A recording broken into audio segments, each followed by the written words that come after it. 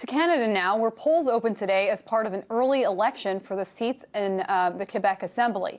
The Liberal Party has been in control of Quebec for nearly a decade, though early polling indicates that the Parti Québécois could return to power.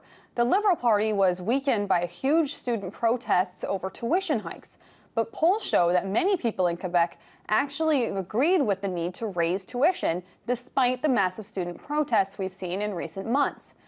They were, however, less supportive of the emergency law instituted to deal with the unrest that the protests brought. Now, the Parti Québécois is in favor of full sovereignty in Quebec, though the chances of that happening are questionable at this point. If the PQ party wins, Pauline Maurice would be the first female premier of Quebec ever.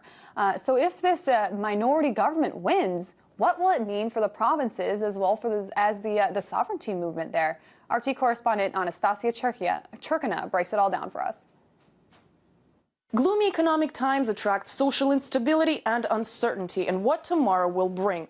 For Canada's mostly French-speaking province of Quebec, that means agitation for separation is stirring yet again.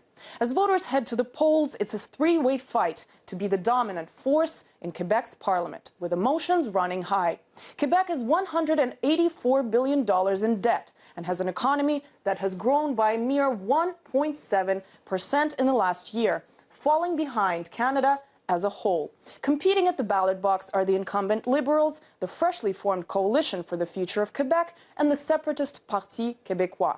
And it's the latter which is proving most popular at the polls, marching ahead of the others at around 33%.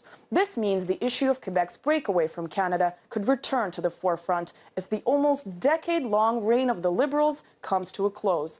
It's the latest example of separatism spreading its wings globally in troublesome economic times. The separatists leading in the polls claim their short-term priority would be picking the economy up off its knees instead of pushing for a separation vote straight away.